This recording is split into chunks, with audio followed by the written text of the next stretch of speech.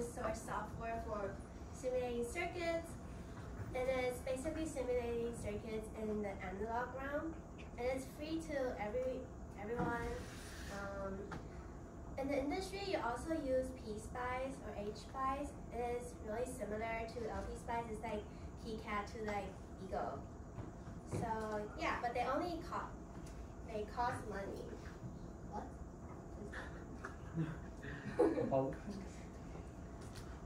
I will say all of this is solely due to the fault of Eduroam. Wait, so, can't you just say like forget this next one? Oh.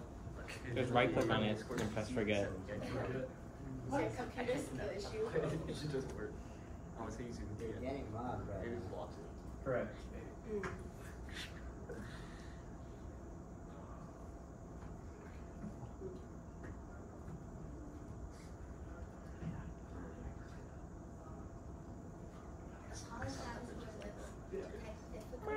We're switching to a new format this quarter of more lecture based. So Okay, wait. slight issues. No, what?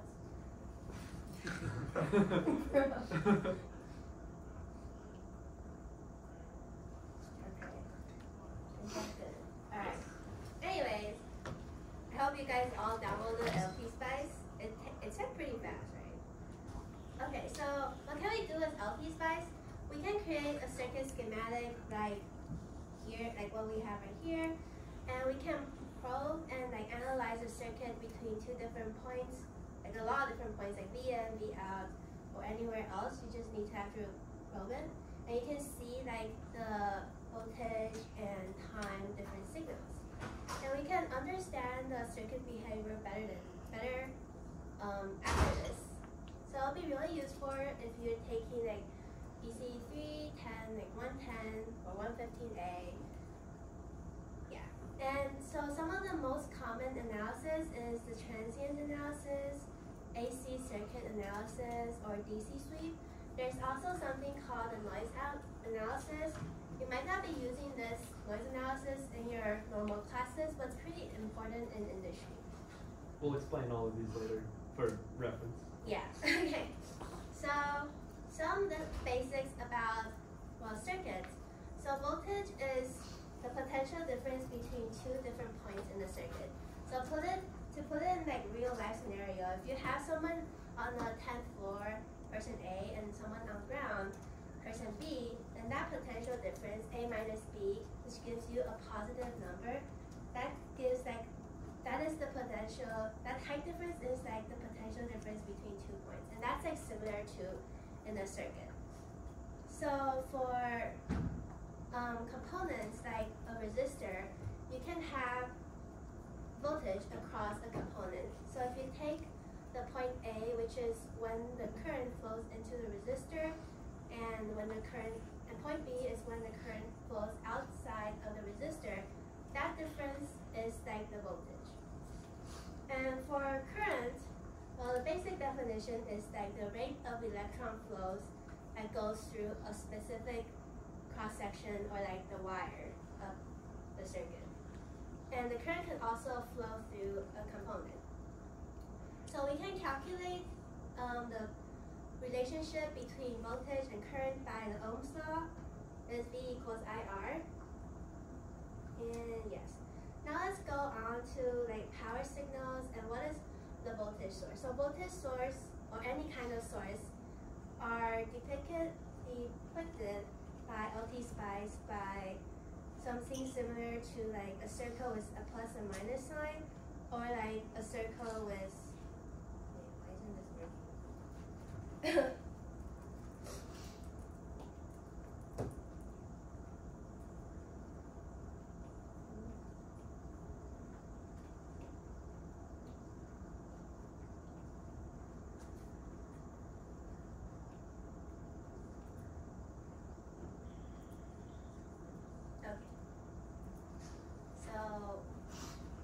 Source can be depicted as a circle with like a little arrow, and for AC sources, it's like a circle with squiggly line in between it.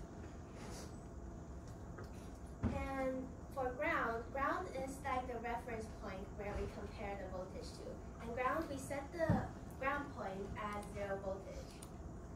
for signals, it can be voltage, current signals. It can be like varying, like what we have on the picture or the slide right here, or it can be like straight lines.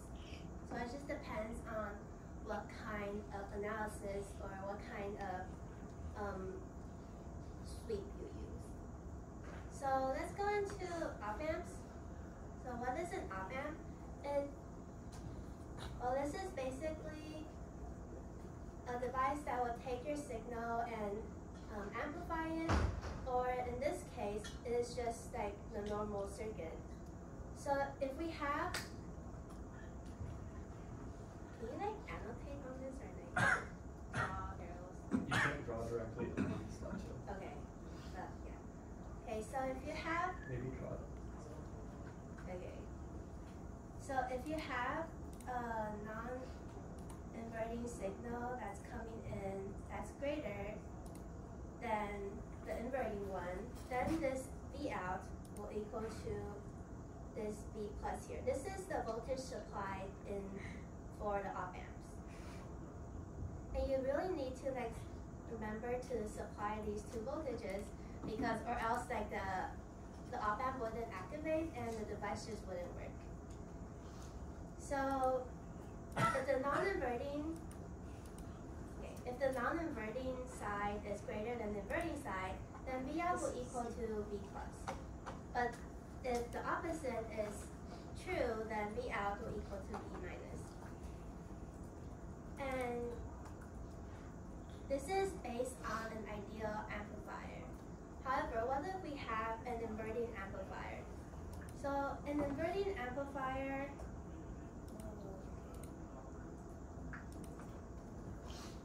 so this is the circuit of the inverting amplifier. I'm just gonna write this down real quick.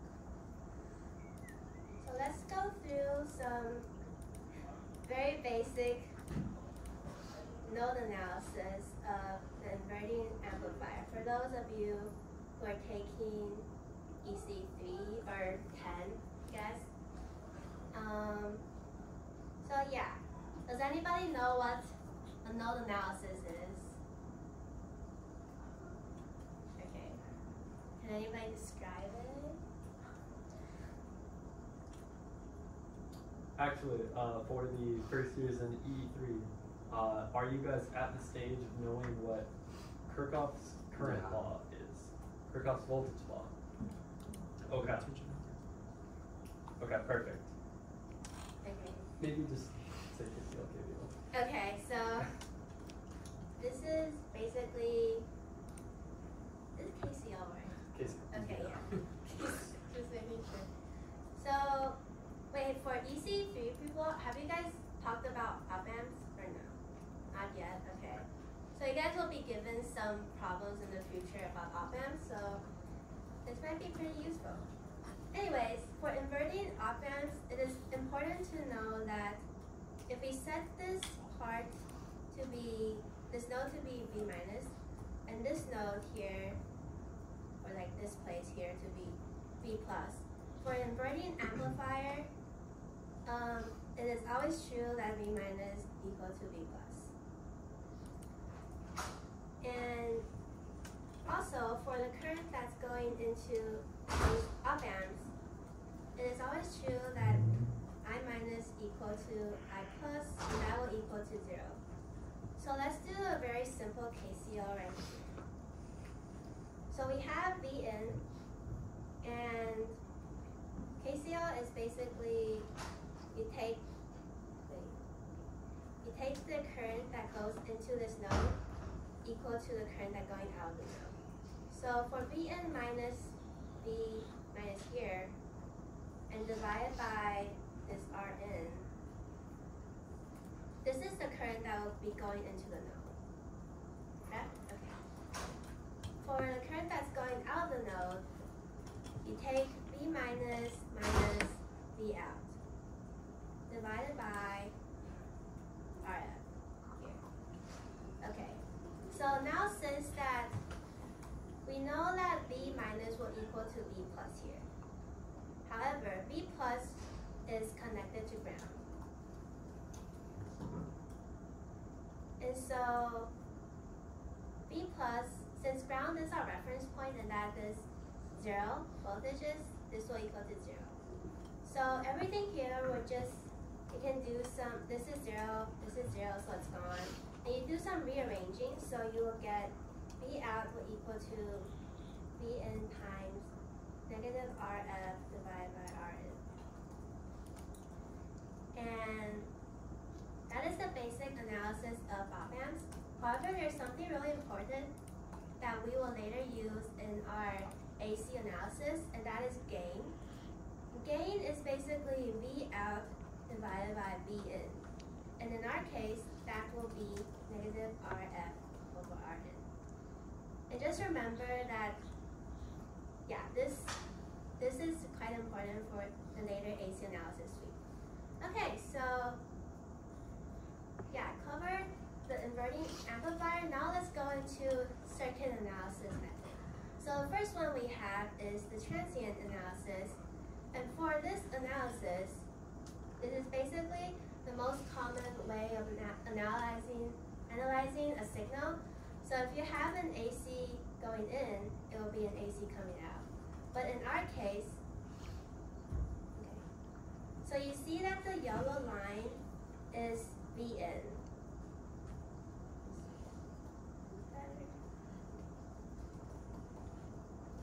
You guys see that's V in? Barely. But the orange signal is V in. Can you see it on here? Okay, yeah. So the orange signal is V in, and it is a sine signal going inside. So we can see that the output actually gives us an inverting signal, and even more that because of this, okay, so the gain, we can calculate that by giving us, okay, so the gain in this circuit is going to basically be RF divided by RN, and that will be 2. So it does give us that because we know that the amplitude is greater, well, it's 2 times greater than the original one. So we know that the op amp works, and it is giving us an inverting and amplified signal. So, Is that gain negative 2? Or Yeah. yes, negative 2. okay. Thanks. Okay, so later Kaden will go through like the simulations, but basically you can just probe the signal. It will look something like this sort, I think. And you can just see which part, like where the signal is. Like V in. For reference, that little guy, it's a probe. It's just going to be a button in LTspice that we will look at soon. Yes, okay. Let me just go through the rest. Okay, so now for AC analysis. So we know that the input of this sine signal works. But what if we give it like a sine input signal that looks like this, or like a sine input signal that looks super, like oscillating really slow? So how will we know if it will work or not? In this case, AC analysis is important because rather than giving us time on the x-axis, it actually gives us different frequency points. So it can be like 100 megahertz or like 1000. And in these different frequencies, it will plot the gain for us. So remember, the gain is basically the output of the op amp. So in this case, the y-axis will be the gain, and that would be in dB form.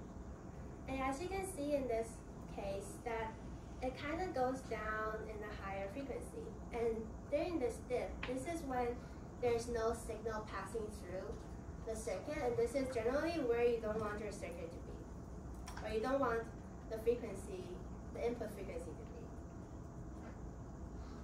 Can you say why for an op amp in my how does that hit that high frequency? So, can you say it?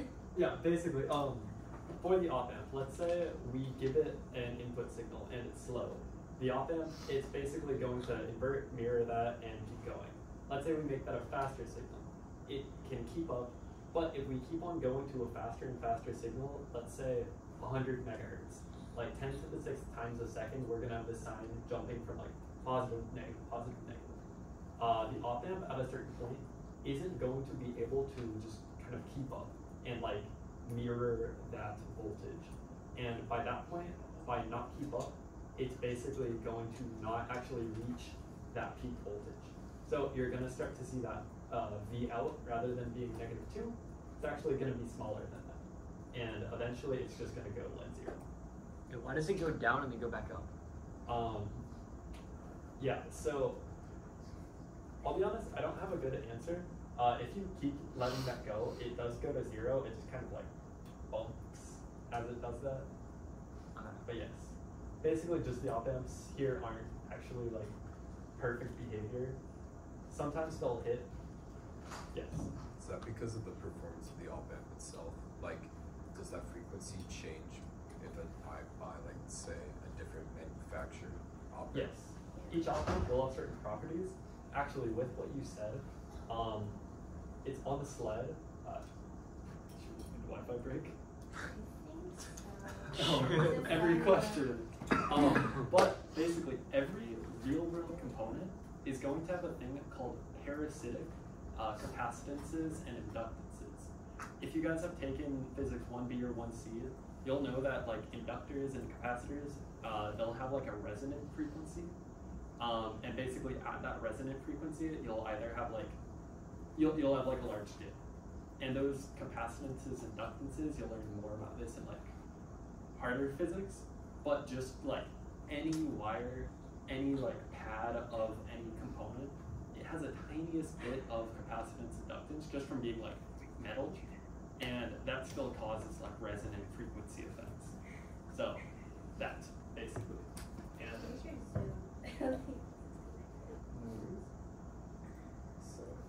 share screen.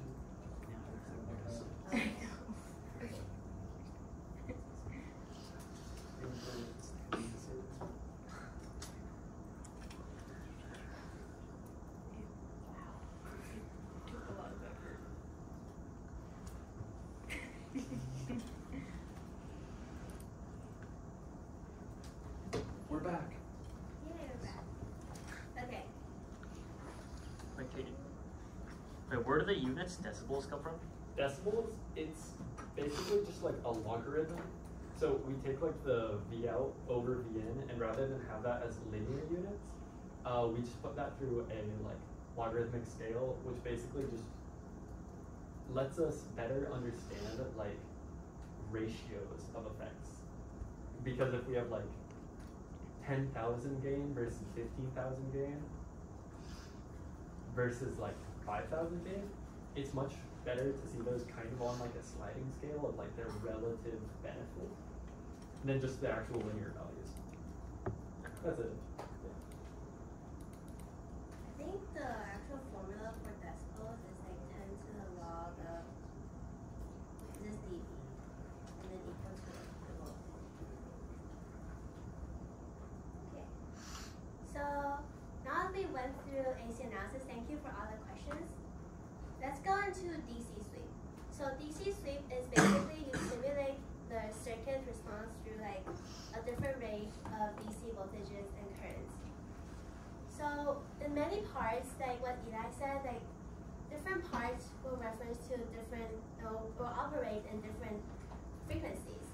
It will also operate in different voltage ranges. So in this case, it might be operating in like 1.7 volts to like 3 volts, or like 0 volts to like 4 volts. So a DC sweep will basically help us like validate whether or not this component is being used within this DC range. So say we have the DC value, say we have like a DC value that it goes over 3 volts. So we know that based on like this graph here, the voltage will go down, the V out will go down. But what if we give it so that the V in is gonna be greater than the operating range, which is like over 3 volts. So that if it keeps on going up, then our V out of the op amp will actually not work, so it will just keep on giving us 0 values. Okay, so let's now talk about a little bit about the noise analysis.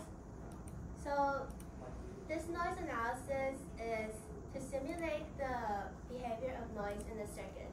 So we know that in the circuit there are electrons, and it is basically the electron will bump throughout the wire, and that bouncing around the wire will give us some variance in like a little bit of noise, variance in the voltage source. And that random small variation is what causes the noise. And in really high precision circuits, these small voltage difference can really have a significant effect on the output, or like what you want the analysis. So say you have a very small input signal and it has like noise in it. After you amplify it, the noise will become greater. And if you want to like take a precision probe after the output, then you also get a really high noise inside the output signal. So yes, this is all about like the basic simulations, and now Kaden will go through the actual circuit simulations. Alright, perfectly timed bathroom break, everyone. Yeah, so unfortunately, we have had to inundate you guys with a little bit of theory. That's not why you guys came to this workshop though. There'll be a tiny bit more, and then we're actually going to get into LTspice. But we're going to start off by analyzing a circuit called a difference amplifier. I should basically just move on to the slide. It's also called a differential amplifier to sound fancy. What it's going to do is it's going to take 2 input signals, and then at the output of this amplifier, it's just going to subtract them. We've implemented basically here like an analog subtractor. And so what this does, let's just take a very simple, we're going to speed run this circuit analysis.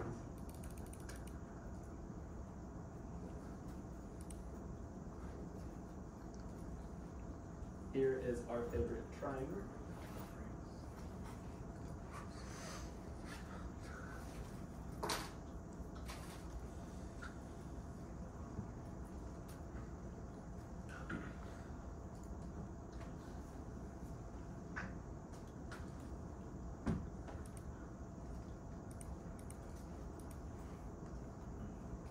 Okay, so since this is a simpler example, we're going to go a little more in depth on KCL. But we are going to make the simplifying assumption. All of these resistors, let's just give them resistance of R. Okay, so KCL, what this means, the voltage coming into a node is the voltage going out of a node. Little arrows. But we have another property of op-amps, is that no current will flow into their input terminals. That's what we meant by IN and IP are 0. So what this means is these paths are blocked. We just have current going straight here. Then we can very simply see, just using a little bit of voltage dividering, is that for this bottom path, V minus, or I'll call this Vn for the negative input of the op-amp, is going to be Vin plus over 2. Then at the other one, we are going to do Vin minus Vp over R equals Vp minus V out over R. What we'll get here is V out minus V in minus equals 2 Vp. And then that property we talked about before, this is honestly something you guys will learn in E3. You don't really need to worry about it now, is that Vp equals Vn for an op-amp. Essentially, an op-amp, through its amplification behavior, is going to bring these two terminals, I'll do a different color. These two terminals to the same voltage.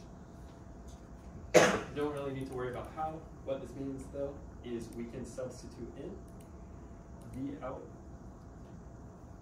I guess this is up here is a plus V in equals V in plus. V out equals V in plus minus V in minus. Cool. Okay, we've gone through and verified it by hand, how the circuit works using nodal analysis. Not something we care to do really.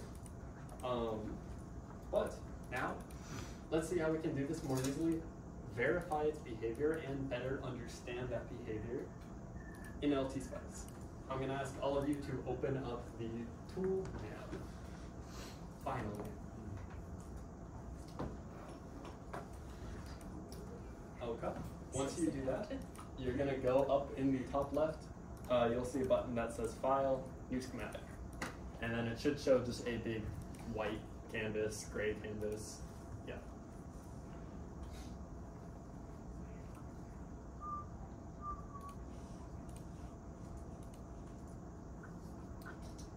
Okay. Once you do that, then I want to quickly review some of the basic commands you'll be using as we go through and create this difference amplifier, which again, looks like this here. Okay, so in LTspice, if you look kind of in the top upper middle right, you should see a bar with all of these little symbols. These are going to be 90% of what you're going to be using today.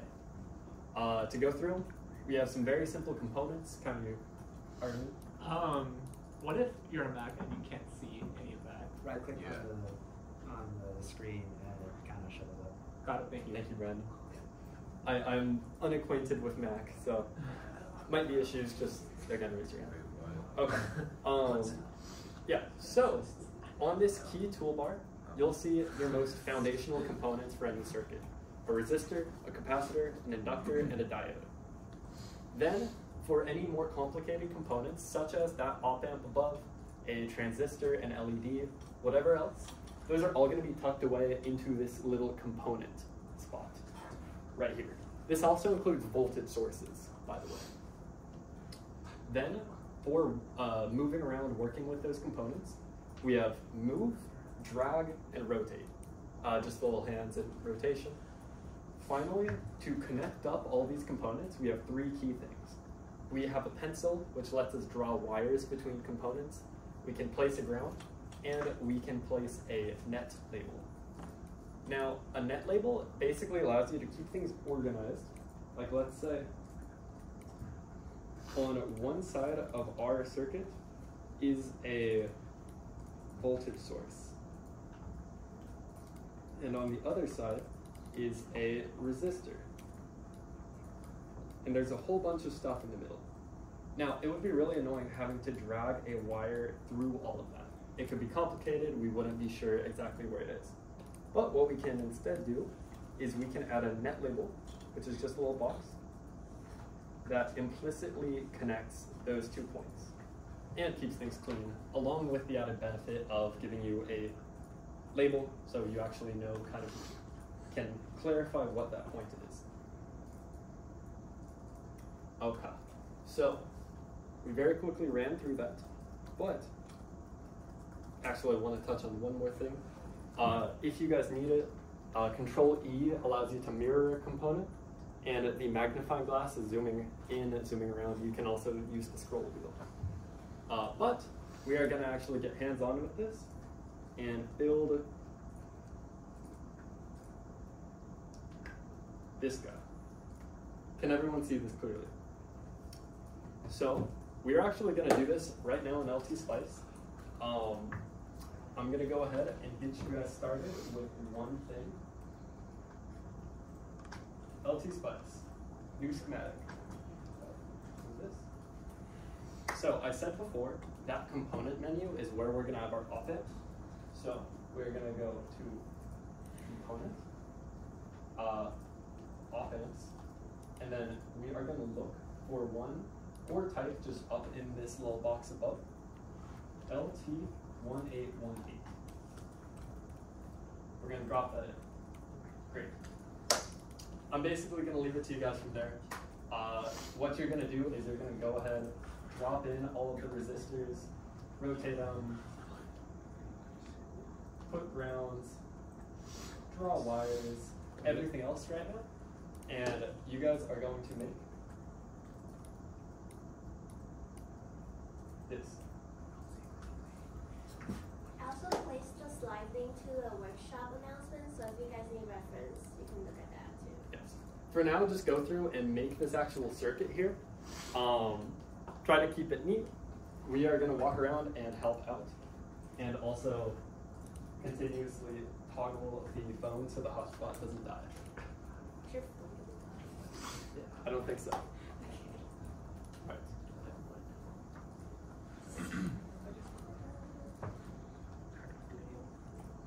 And then like, cause like I use like a special, like I use like a function F2, but then how do you find that?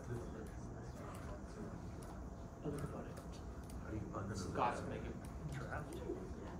No. How do you uninstall? There we go. I don't know, bro.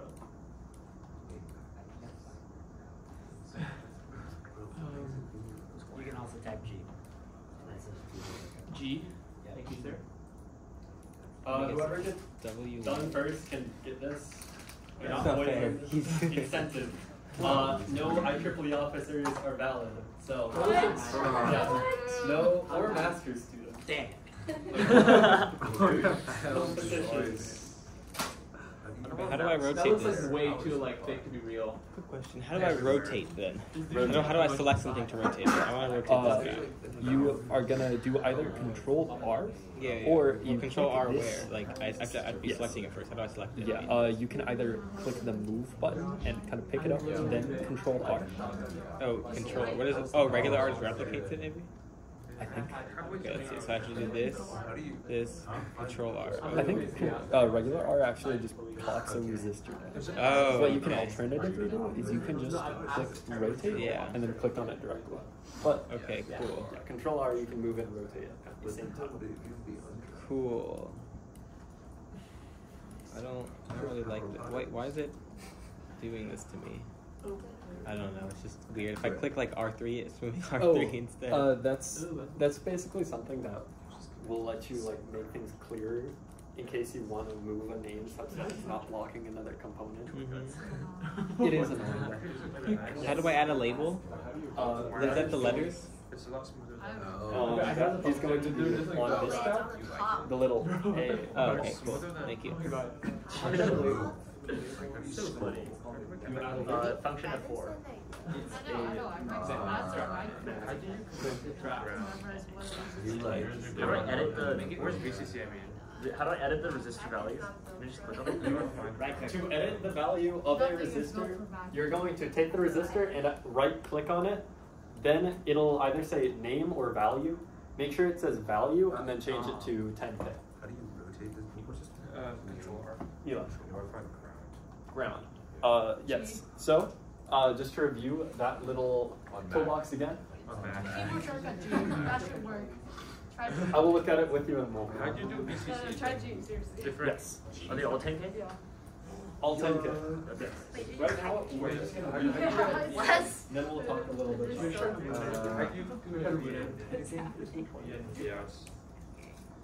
Oh, what there's about labels. power I have no clue.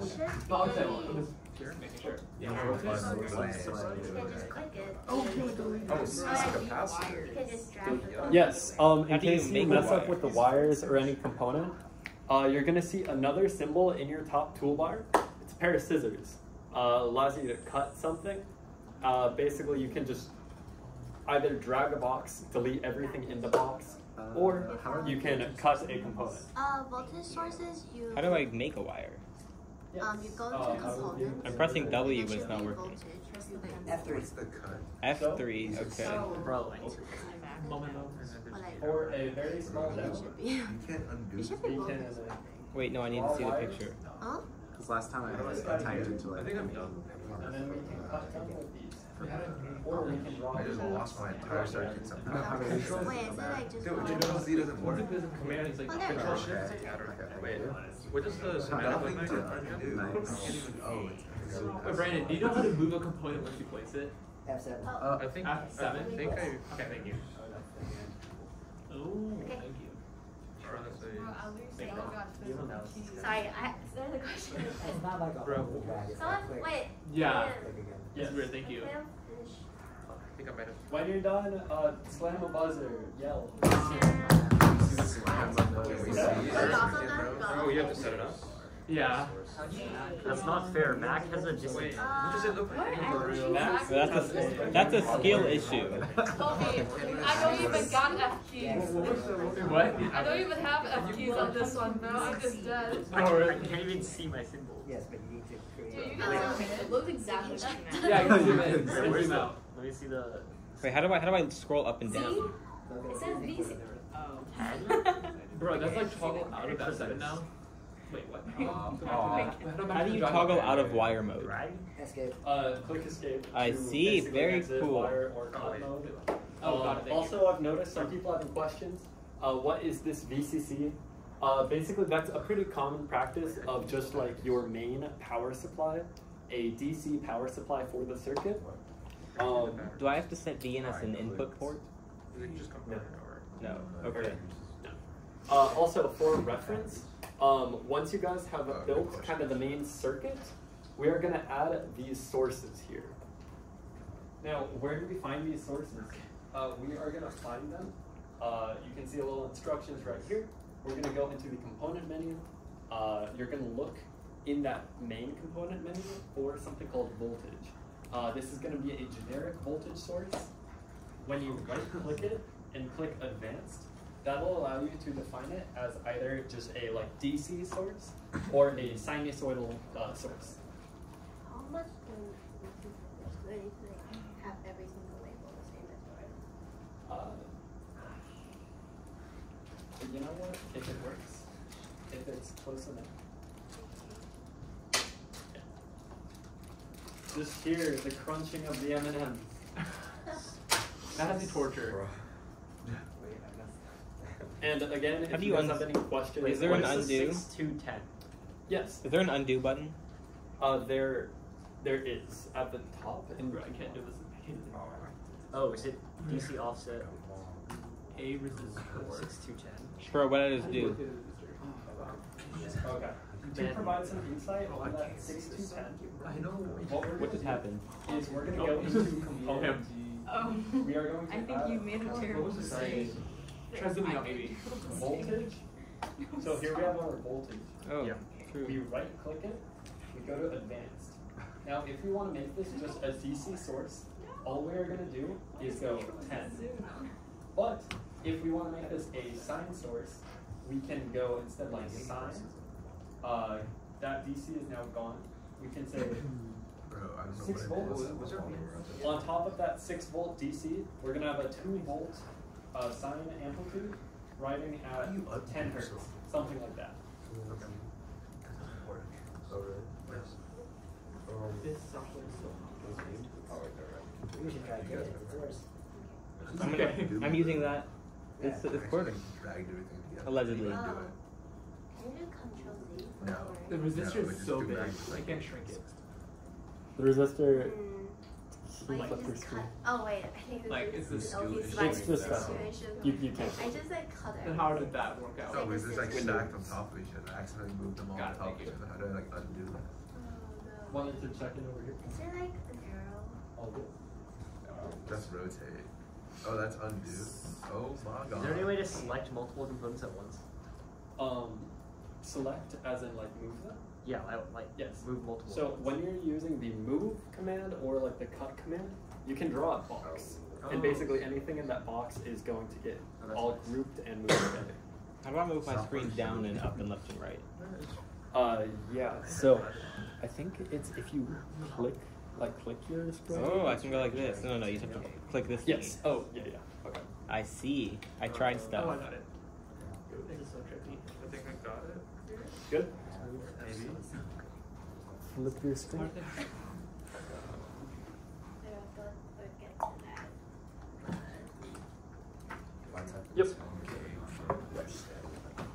Yes, for reference, LTspice, it can understand common prefixes.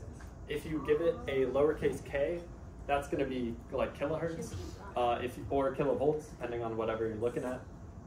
If you give it a lowercase m, that's milli, uppercase m, that's mega, and so on. Needs to be lowercase though. Am I getting told here? For the k, it's going to be lowercase. I see. I'm so sorry, but Mateo, good job. We have a difference amplifier made. Can you guys raise your hand if you're still working on it? Okay. I'm almost there. Yeah. I just need to label my voltage sources better. Okay, wait, how do I do it with the voltage F4 source is now? like zoom create. Yes. Little guide right here. Component voltage. Component? Like tags. Where's voltage? Oh god. Yeah, but like, how do you like change it? I'm still in the op amp window. How do I get out of it? You are gonna scroll all the way to the left. Left? Oh, it's Left. Yeah. Oh, here, that. the dot. Yeah. I see.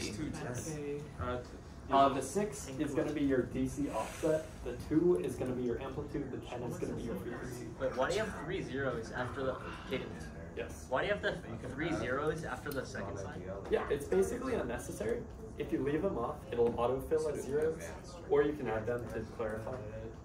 Oh, okay.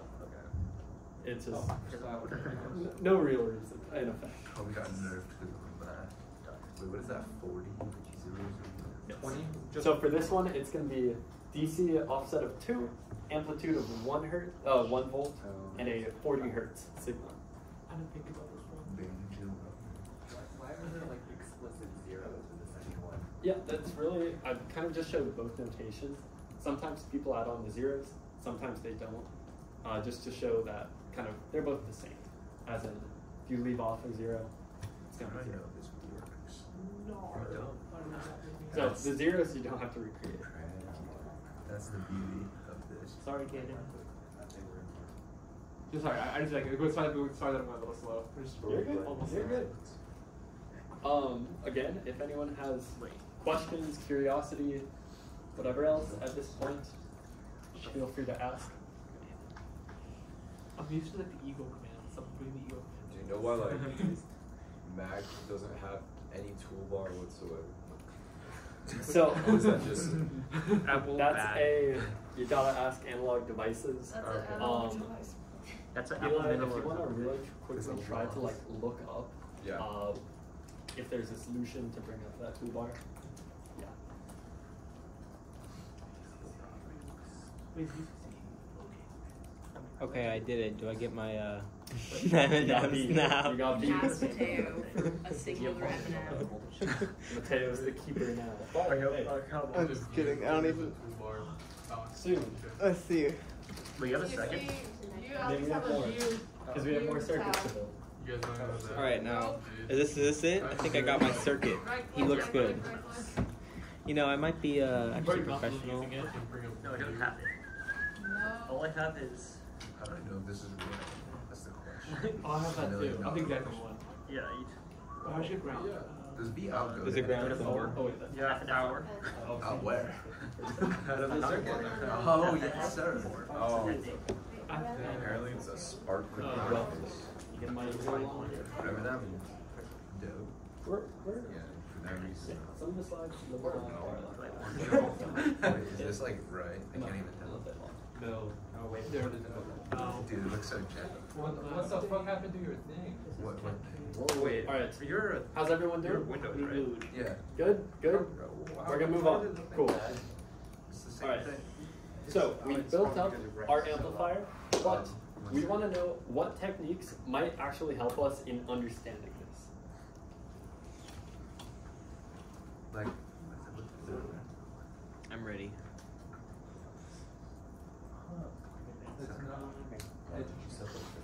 Okay. from which one? Here are our 4 methods. Now let's look at what each of these might look like. If we have a transient analysis, can someone remind me what transient analysis is loosely? Oh, yeah, oh, you're not supposed Okay. to use a port type. Or are you guys good over here? Yes. Okay. So transient analysis, transient relates to time. We're basically looking at the voltage over time of a point on the circuit. So here we have time, here we have V out. Now for reference, on this, we have our V in plus is going to be up here, larger amplitude and slow. Then we're going to have a V in minus down here, that's smaller and faster. Now, what's going to happen when we subtract those two, which is basically what our circuit's doing? We would expect to see a behavior that looks kind of like this, like a high frequency ripple or smaller sine wave riding on top of the slower, larger one. That's what a transient might tell us. An AC analysis, if you remember, instead we are looking at frequency in hertz. As we apply different frequency inputs, what's the gain gonna look like? Gain, again, we're gonna call it V out over V in plus. Gets a little messy because this has two input terminals. For now, for the purposes of this, we'll just say ignore the second one, like the V in minus. And what we would expect to see is a gain of, again, if you remember, all our values are 1. And so V out is going to be just, it's not going to apply any gain. It's just going to be V in plus minus V in minus. But eventually, our op amp is not going to be able to keep up. And it's going to go to 0. If we do a DC sweep, now this is one that is going to tell us what is our circuit output going to look like if we sweep the DC value of the input. And what that means is, let's say on this, let's say V3, it was a DC source rather than a sinusoid. And let's say we got rid of V2. What's our output going to look like? Our V out, as we sweep through different values of V3. So we can write here like V in minus. Now, if we remember our formula, V out equals V in plus minus V in minus. If V in plus is a constant, like 5 volts, and we are going to start at that value because we are going to sweep from 0 to, say, 7 on our output, or on our V in minus. What we're going to see is, we would think, okay, 5 minus 7, negative 2. What we're really going to see is something like this. It's a straight line down, and then it levels out. Now, why would we expect it to level out? It's because, as we discussed way up here with our op amp, it can only produce, our op amp and thus our amplifier, only produces voltages between V plus and V minus. Now, if we look at this circuit we built, we have an upper rail of VCC of 10 and a lower rail of ground, which is 0 volts. So we can only recreate an output voltage of 0 to 10 volts. And thus, after that point, it's just going to be flat, basically. And then noise analysis, don't care. Think about it 2-3 years from now in industry. So what we actually think might be most helpful, okay, it's showing on the slide, is a transient analysis. This is generally your launching off point for just like, okay, I've made a circuit, I think I know what it does, I want to verify it. Or I've been given a circuit, I don't really know how it works. So let's just look at how it works over time.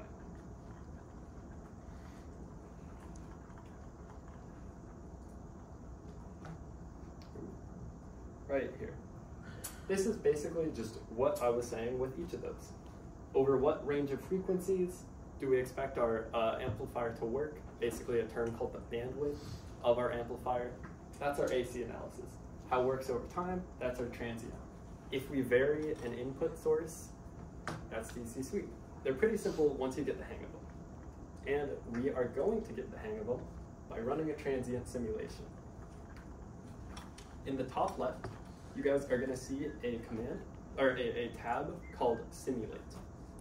Under Simulate, go to Edit Simulation Command, and then we are gonna look at this box on the right. We're gonna go to the Transient tab, and here you'll notice all these other options we have and are not going to be using today. We are going to say stop time 1 second. Now what this means is we're gonna run a transient simulation looking at the behavior of the circuit from 0 to 1 second. That's it. We click OK, and it's gonna put down this little .tran1s called a spice directive on our circuit. You can just place that wherever. May you please repeat the path one more time? Yes. Simulate tab. I know you're on Mac. I'm so sorry. Okay. We are going to go to the Simulate tab, Edit Simulation Command. Once we do that, it's going to pop this open. We're going to select Transient. Stop time 1 second. And finally, we're going to go back to Simulate and click Run. This is Simulate. Would you like to look at how much options it has? Type S and then write this transient directive right in it. Spice directive. So I just type S. Yeah, Oh, type spice directive? Dot trans? Yeah, just do the dot tran 1s 1S. I got a on that. After Okay. that S. So that's like the. Wait, so what did you say, Brandon? Sorry? Type S, it brings up a window, No, you're already in it. and then you have to You're do just that type dot trans. dot tran 1s command. Raw. Dot tran space 1s. Yeah. Okay. Wait, now I place it on my grid? Or Yeah, anywhere. And just place it anywhere. New line or okay? It doesn't matter. All right. Or I guess okay. Anyone able to get the simulation running? I pressed run and I got this. On the Mac. Is that No analysis this command was found. so? Perfect. Okay. For now. Is this supposed to look like this? It should just be like. You said type S? Oh yeah. You're good. Wait, why didn't mine show up? What? I don't have any signal on mine. Yes. How do you actually? 1 moment. It adds text. Yes. Okay. So once you guys get this .tran1 inserted, once you then go and click Run, it's gonna. Oh, okay. Where do you insert it? Insert. Yes. I typed it wrong. Anywhere. Wait, so how did you do that? Like, place it as a window? As in mine's That's what's happening to me. Okay, got it. Megan, when you press run, did it show up the whole? Did it show us a separate window? Yes. When you click Run, it's going to pop out a separate window. They are separate windows. That is. Oh, okay. They're just automatically sized, I guess. I'm getting an error. Is it 1 moment. Okay. When you click Run, it's going to pop out a window that's going to be black and empty. Then, what we mentioned before about probes. If you go, like move your mouse cursor into the little lower window that has your circuit, as you motion over different points of your circuit, it's going to look like a little squiggle with a point. That's your oscilloscope probe. Now what that means is if you click on that point, then you're going to be looking at the voltage at that point of the circuit. What we want to look at is our V out. So we're going to click on your V out point. And then it should show a signal How of does it know some what our, kind. how does it know what our ground is? Just take our ground that we already It have takes the here. ground that you You're in the window. Yes. Unknown. So single. Are you allowed to set a separate ground? Yes, but then you have to do it using a net label and not the ground like command. Okay. Yeah. This is pretty cool. This is pretty dope. What the? Is anyone having issues with this? Sir, no, sir.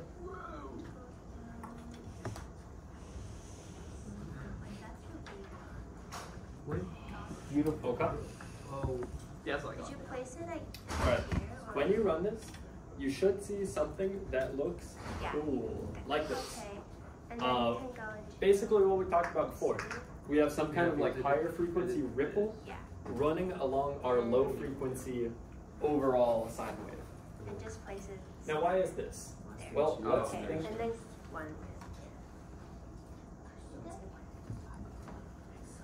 I still got the same error. Let's think about the sum or difference of sinusoids. They basically work the same. Is if we combine sinusoids, obviously, then it's basically just a superposition of the effects. That's what addition is. That's, like, it's very clear that we would see, okay, a 100 hertz, 500 hertz making up this wave. But what if we just saw this output, we didn't know our sources? How could we analyze the frequencies of this? Fourier transform. Go for it, Armin. Do an FFT. Okay, we're gonna get to that. But we can look at the frequency domain. What this means is if we have this guy, what is a much clearer way of understanding it is looking at, we kind of did this before with AC analysis, is looking at the frequency of sinusoids that make up this signal. And here we can look at like V. And so we'll see a spike at 100 hertz, or a bigger spike at 100 hertz, and a smaller spike at 500 hertz. These two graphs have completely the same meaning. This one tells us, hey, we have a 100 hertz sinusoid, this amplitude, 500 hertz sinusoid, this amplitude, added together. That's the same as being given this signal. But over time, and especially after you take courses, this will be much clearer and immediately obvious. And we're gonna come back to this again shortly. Now, let's say we want to instead run a DC sweep. We are gonna make some changes. First, we are gonna go to edit simulation command, and we are going to do a DC sweep, shocker. Then we are gonna choose our source to sweep. This will be that V3, which right here is our V in minus. That's like the subtracting input. We are gonna sweep that from 0 volts to 7 volts. What we're also gonna do is we are going to eliminate the information on our V3 source, and for our adding, or like the VN plus, we're just gonna make that a DC value of 6 volts. And then we are going to basically run it as before, re-inspect our output voltage, and let me know when you guys get that going. V3, we set back just a DC value, right? Like V3, you can almost like clear it of any info. It doesn't really matter though. But yeah.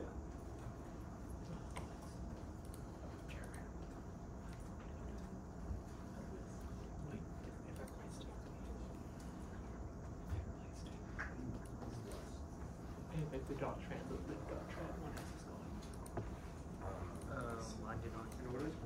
You dot 2, right? And should I delete my dot trans? Yes, so when you do the like edit simulation command, that's basically going to like replace your dot tran. But like it's still on there, so I should delete it now? Okay. If it's still on there, then take your scissors and cut the old command. Okay. For the, so that's because he's trying to do both. Yes. Okay. The semicolon is going to appear if you haven't deleted your previous like command, simulation command. Sometimes it'll auto delete it. I think I have that setting on, so apologies. You're going to delete your old command first, the dot tran, and then.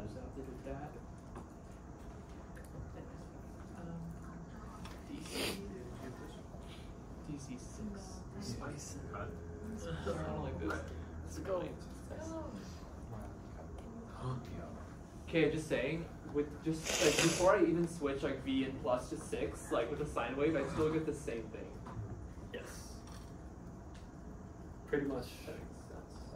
Well, it basically all the AC sources are going to be kind of ignored. How many smart? Sorry. All the AC components of your sources are going to be ignored. It's going to look at them at DC. Oh, okay. Yes. Got it. And it's just, we can talk about that after, yeah, if you want. Interesting. How do I know what the x-axis is? Is there a way that I can know the x-axis? Like I can see it? I'll get to that. Okay. Yeah. All right. Everyone good? Yes? Okay. Wait, when you delete Vn minus, what does that become? Were you deleting V minus? When we delete Vn minus, now it's just like an empty source. So if we try to run a transient again, it failed because we have like a. Wait, so it's not a source at all. It's just like. But when we run the DC sweep command, it says, okay, whatever was on that source before, ignore it. Now just sweep it from 0 to 7 volts. Oh, so we're Yes. sweeping Vn minus from 0 to 7. Yes, like it's going to take over that. So we're source's sweeping behavior. V3. We're sweeping V3? Yeah. V3 Vn minus, like the V3 is the name of the source. Oh, I see, sorry. V Yeah. in is Delete it and click OK. Done.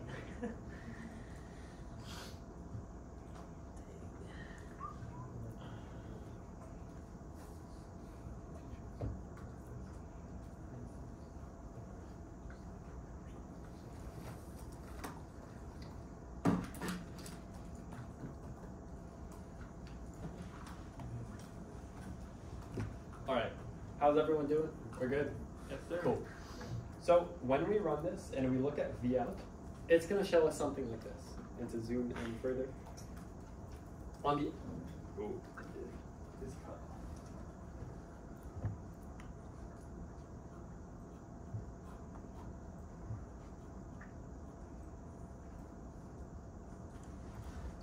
Okay.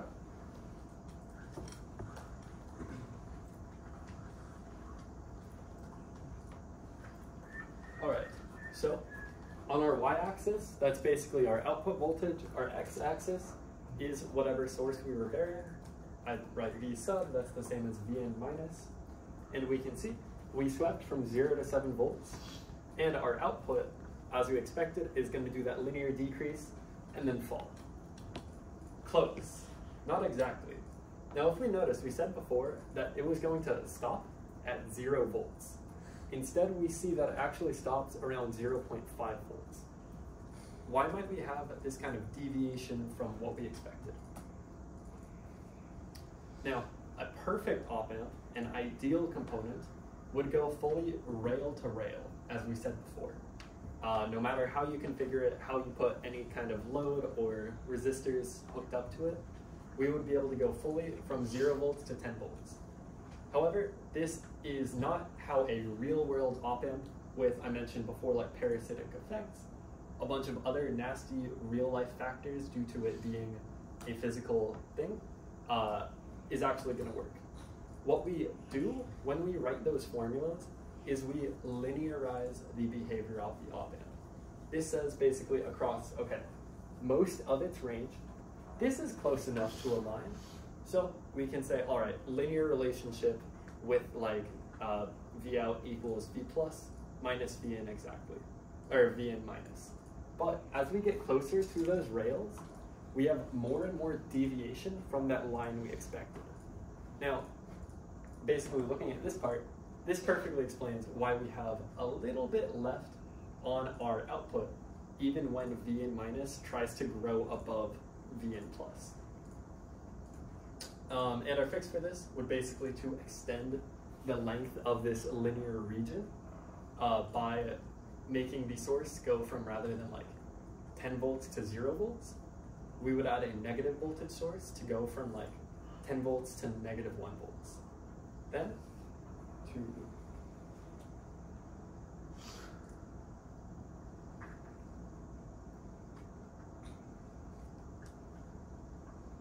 add this back, we have something like this.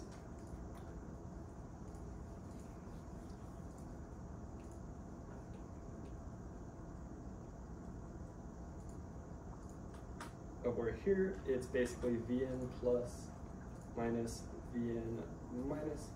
Here it's V out. And let's call this 10 volts. We have something like this. And what we do is we say, across its whole range, it's going to do that. All right, great. But that doesn't work. If we instead had it at a more linear region, and we intentionally give an operating range from like 0 to 9, then we could expect along that whole range it to be roughly linear. This is kind of building in the idea of like an operating range for your component, because even if it works at certain points, it doesn't work as you expect it to. In this case, that linearity of the amplifier. All right, that was a little tangent. Let's move to another chance to get peanut M&Ms. Also, just want to check in that now we've covered that differential amplifier demo. Any questions at this point from all the things you said? Yeah. Why was the graph here, like, why is there a sharp edge? Because on the other graph that you showed, it was like a smooth, even though it started deviating linear. Yeah, so I'm not fully confident in this. I feel like, or I believe that if you zoom in closer, it'll eventually become smooth. And if not, then that's something I have not accounted for and we'll look more into. Yeah. But yes, any other questions there? Okay, everyone good? Can you tell me how a differential amplifier, what's our output gonna look like? For what? For a differential amplifier. Just give me the formula. For differential amplifier, you take the voltage of the output divided by the voltage of the input. No. I'm telling Maludi. Okay, so quick recap. It's going to take the difference, the subtraction of the two input signals you give it. We looked at which one's the plus, which one's the minus, the subtraction though? Yes, it's going to take our V in plus and subtract V in minus. Okay. If we have two signs hooked up, bam. If we instead have DC sources hooked up and we sweep them, bam. Cool. We understand from this a much clearer picture. Bless you. Bless Thank you. Especially with this. This gives us a really good picture of how our circuit works, which is very useful to know. What we're going to look at now is a circuit called a Colpitts oscillator.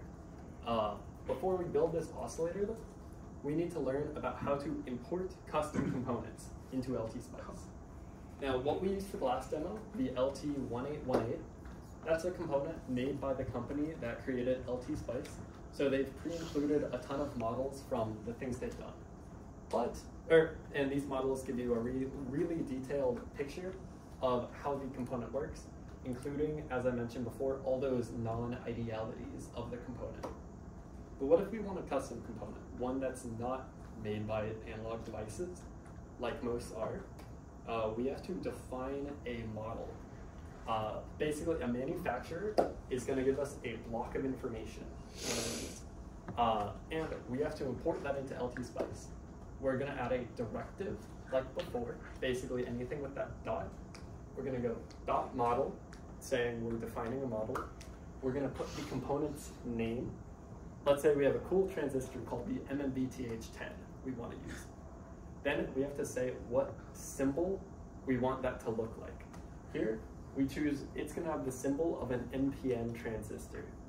Now, an NPN transistor, basically, it's a generic component that you will learn more about, I guess, in a bit.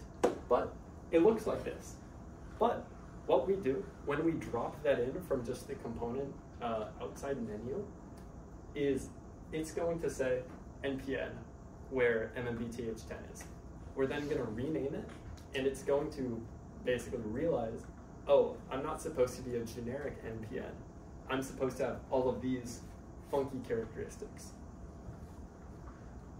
To give a little more depth on that, we are going to go through an example now of doing that with the MMBTH10. Or momentarily. So to basically walk through what I said, we're going to walk through, grab an NPN from that component library, just the main one. We're going to put down a transistor, and then when it says NPN for that name, we're going to right-click it and change it to MMBTH10.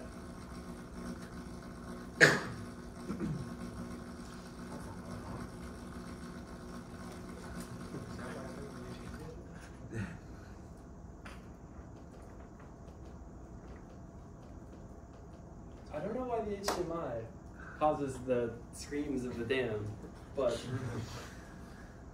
okay, it's not doing it. Okay, basically we are just relabeling a generic using that block of info. So we're gonna build another circuit, a Colpitts oscillator. Scary looking. What an oscillator does is it's basically going to produce a pure sinusoidal voltage at a frequency that we specify.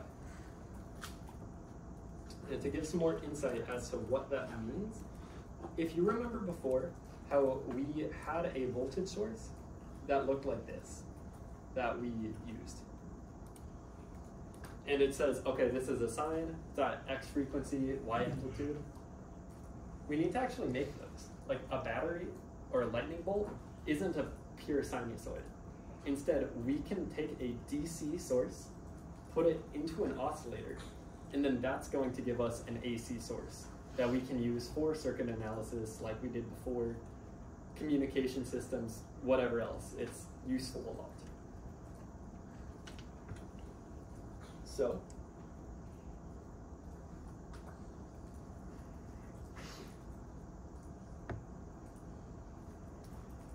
yeah, basically, could I see who here has taken physics 1B or is currently in it?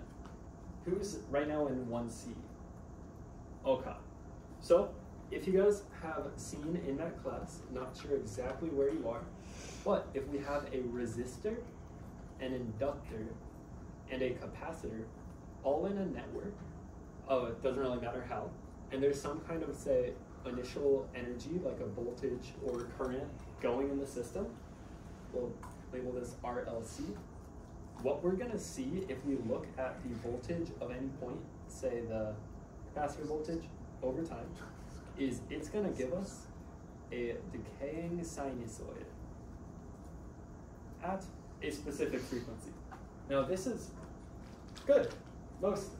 We've got a sinusoid at a specific frequency, it's just decaying. All we need to do with our oscillator is figure out how to have it not decay. What we're gonna do is we're gonna add in a component, a transistor, which basically, it is complicated, but what it's gonna do is it's going to constantly add in energy into our system at a rate that almost exactly matches this decay. And so, rather than having a decaying sinusoid, we get something at the same frequency. I just can't draw. And it's basically, yeah, that's what we're looking for. And if we see this, when we look at this system,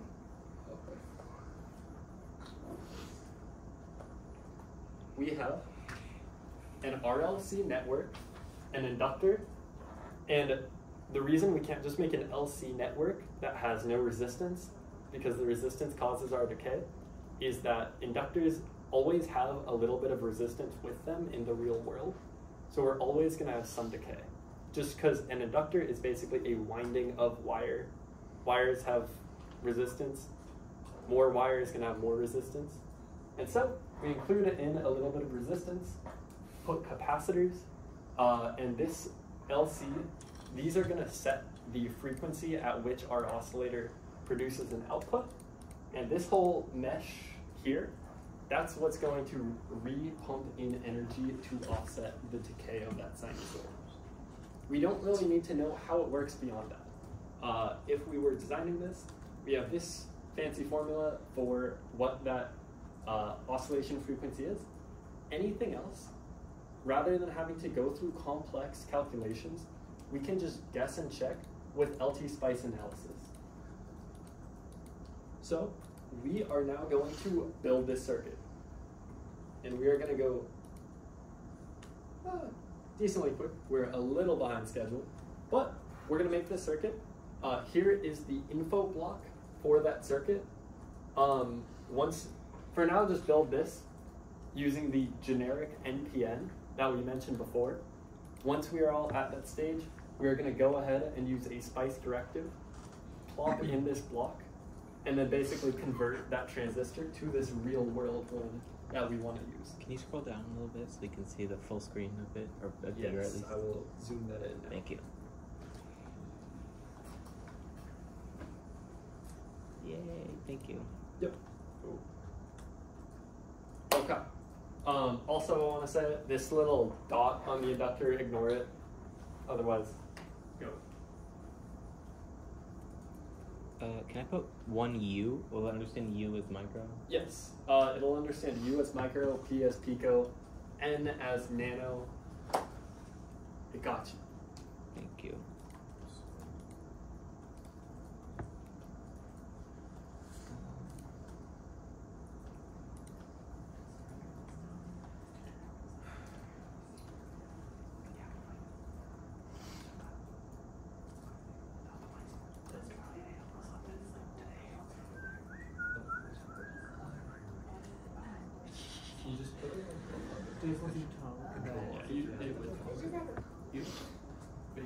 It's supposed to be 2.3. It's What? it just goes somewhere. Yeah. Wait, which 180? Which one's that? Reference C. I couldn't get it to see S180. Yeah, I know. What's the topic? Oh, Oh, okay. From what? From Applecon. I'm CE.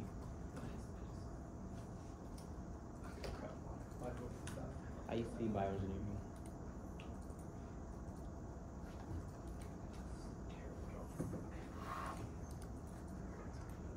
My capacitor. It has to be tomorrow.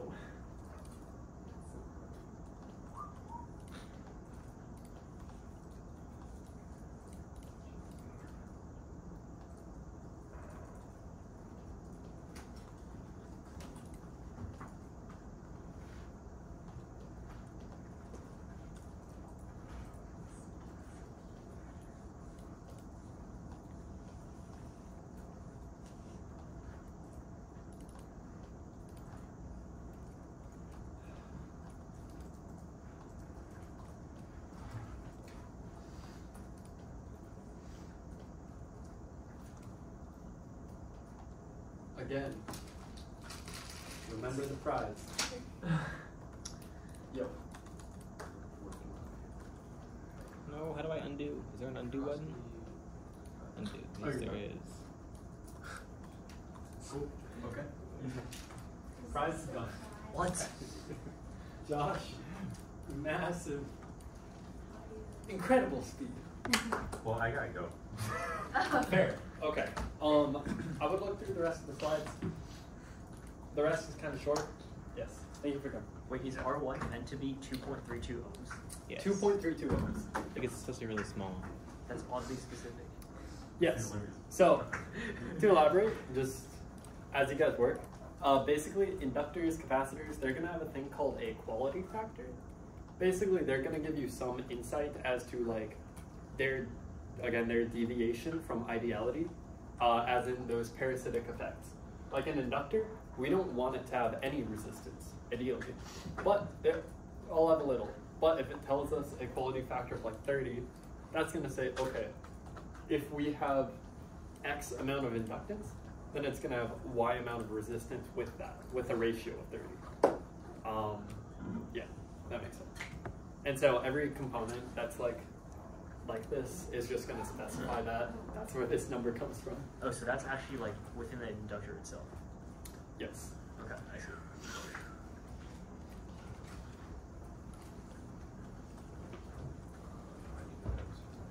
ECE3 do tomorrow for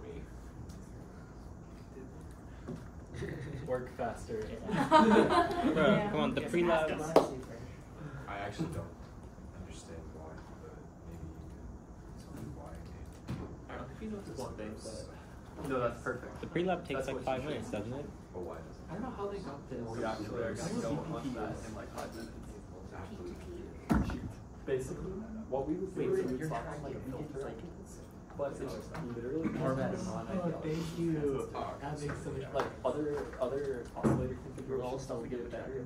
But there's all this other disorders. There's other trade-offs. Yeah. But yeah, it's all those harmonics in the spectrum. It's every integer multiple of 22 megahertz.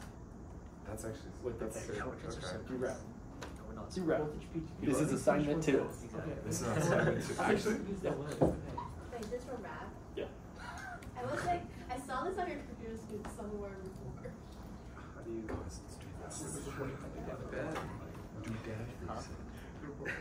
Dav is cooler. Probably. Dav is cooler, don't worry. Yes. So heads up, we are coming close to the end of our workshop. Again, we are a tiny bit behind on time. But if we have any extra time, y'all want to stay an extra minute.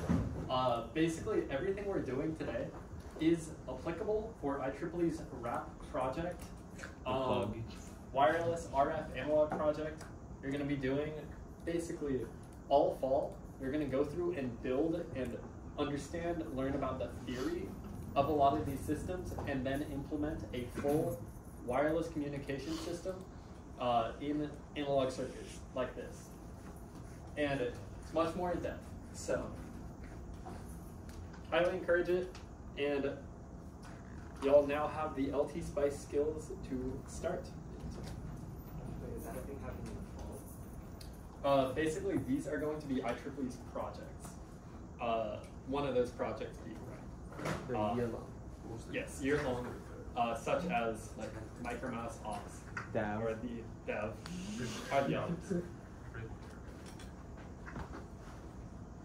What happened to the? Yes. Is it gone? It died. Oh, okay. It's coming back.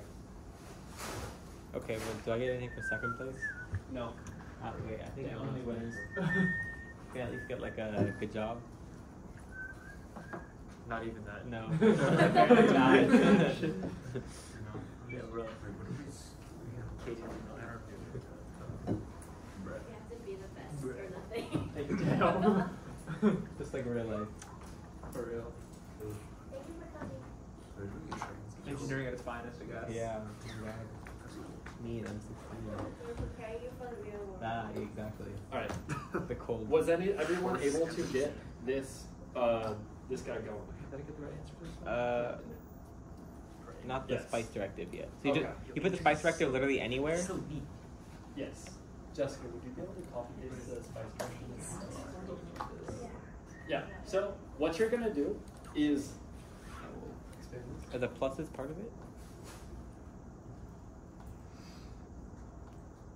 LTspice.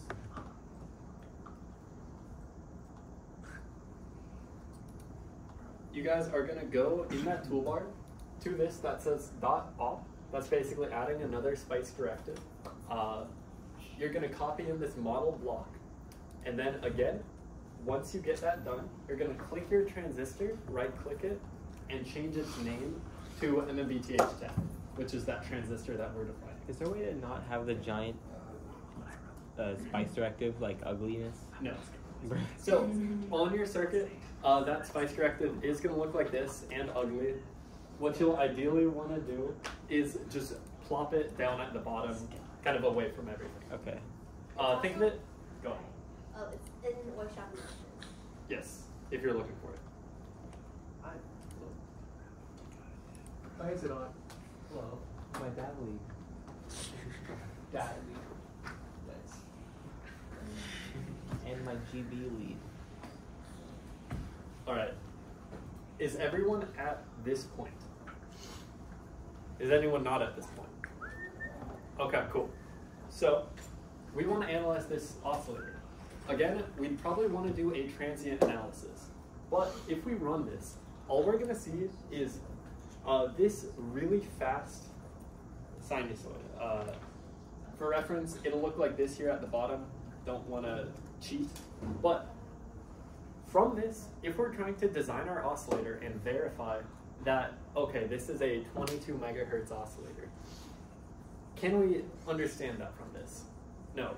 We need to do that idea we looked at before of looking at the frequency content of the signal. How can we do this with LTspice? It's pretty simple. We run a transient analysis that shows us the time behavior then we click View FFT. Simple as that. But we have another issue. Due to it being an oscillator, basically all oscillators are gonna have some startup time. They're gonna stay at that frequency, but they need a moment for that transistor to start adding energy to counteract decay. Basically, they're gonna build up to that constant voltage. And that takes maybe a millisecond here, usually less, that's just in case. But we have an option. We are basically going to say, okay, stop your simulation at 1,000 micros, or 1 millisecond. Then, at some time before, rather than having it show you the output of that 1,000 microseconds, we just want to see the last 5 microseconds. This is a very fast signal, so if we looked at all of it, then it would basically just be a wall of green. To get some more understanding of our signal, we start saving data just 5 microseconds before at the end. So yeah, basically at that point it'll be at steady state and we can understand our frequency analysis. Now when we do a dot tran 1,000 microseconds from 995 microseconds, we're gonna get this. I'm gonna give you guys a second to get to this point. Raise your hand when you are done. Cool. Wait, no, I had Oh, yes. Could you remind me what the values for the resistors are on the circuit? Because I forgot to put them in. 2.2. Okay, thanks. Wait, where did the dot op go? Yeah, so the dot Just hit op, it. with that block, you can kind of put that wherever. Okay. Probably at the bottom of your circuit, just for clarity. So I also need to add a dot trend. Yes, you'll have 2 separate like dot We have to click the commands. Okay. C first. Alright. I think OCC says whatever. How do So again, we should have something that looks like this here, basically.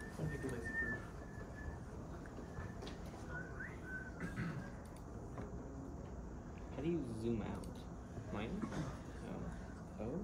Do any of the officers plan on going back to the IEEE lab? Okay. I'm just asking because I was going to drop this off if possible. But it's okay if not. No way, it's 22 megahertz. That's crazy. Okay, so once you get to this stage, just running a transient simulation, then we are going to use that command from before. We're going to right-click our signal, go to View, FFT. Miriam, how's it going? Got it? Yeah. Cool. Okay. If you see a plot like this, that's good. Is anyone not at this? Okay. Wait, what if mine looks like slightly different? You probably Is it got allowed? the wrong value somewhere. Oh man. It's yeah, you probably have a value that's a little off, but it's fine. I think yours is right. Is this still 22 megahertz? Well, Yeah. here's What? mine. It's completely different. Okay. Everyone here? Yes? I still have a blank graph for some reason. Yes. You need to click, kind of like before, at the output of your oscillator. Mine is weird. How correct is this? That's like Very Perfect. You're good. Alright, it's you probably have some weird. there's some funkiness on the left. That's fine. Okay. Yes. You probably have some random values. Okay. Let's do a little more thorough analysis of this. We can look at the bottom to kind of tell, okay, this is roughly like 22 megahertz, but it's on a logarithmic scale, it's kind of weird and just imprecise. We can create a cursor to be more specific. If at the top of that plot, you click on where it says V parentheses V OSC, that's gonna drop out a cursor. You can drag that to any point on the graph, zoom in, whatever, and that's gonna tell you, if we look here, the exact frequency of the peak of that signal, along with the magnitude here in decibels. But we see, okay, this is basically a 22 megahertz oscillator with some slight imperfection. Is there any like function to like find the max? No. Or, I have to just, Or at like, least, I have to just drag it not onto really. it exactly. Yeah. Okay. You just zoom in. Oh, that's And- true. I can yeah. zoom in. Okay, so what we'll notice is that on this, we have decreasing peaks every 22 megahertz. And again, 22 megahertz is the frequency of our peak signal. So basically, at integer multiples of our peak, we have smaller peaks. Why? This is basically due to that transistor configuration. Basically, that block we dropped in of making this transistor non-ideal, this nightmare block, through all of these little properties, it's caused some slight variation and inability to perfectly recreate our output signal, which should just be a peak and then down. But instead, we get these due to those non-idealities. And we can add like a filter to reduce them, if like at the output of this oscillator. And then finally, we're at our last slide. Thank you all for staying late. What we can do is, if we want to show this picture, that it can be honestly kind of hard to understand how good our signal actually is. What we can do is we can right click on the y-axis over here and convert from decibels, that logarithmic scale, to a linear scale of volts by going representation linear. When we do that, we will see, okay, for actual perspective, here's how good our sinusoid is. Here are the sizes of those tiny harmonics. Yes? What did you put as your top voltage there? You don't need to change that. It should Okay. autofill. Oh, that's true. It does.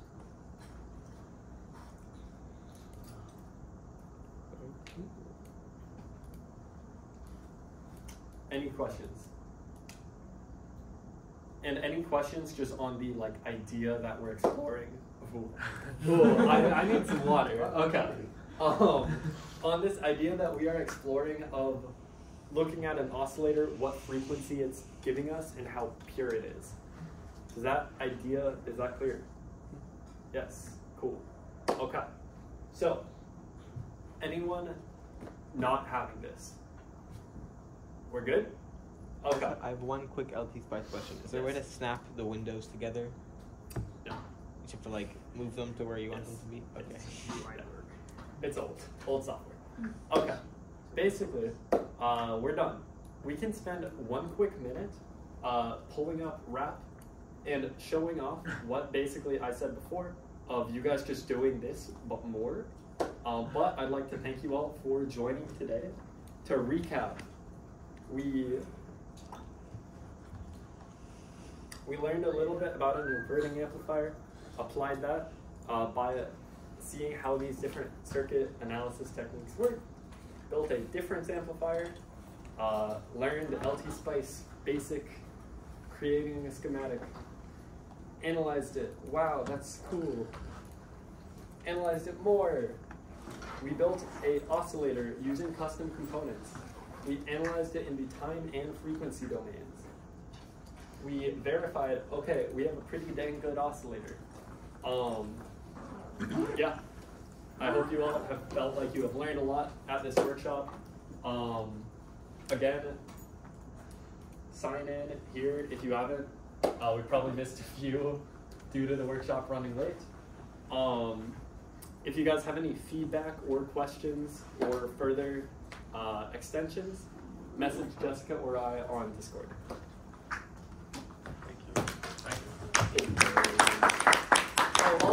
Also, on somewhat related topics, we're going to have a wireless communication workshop week 3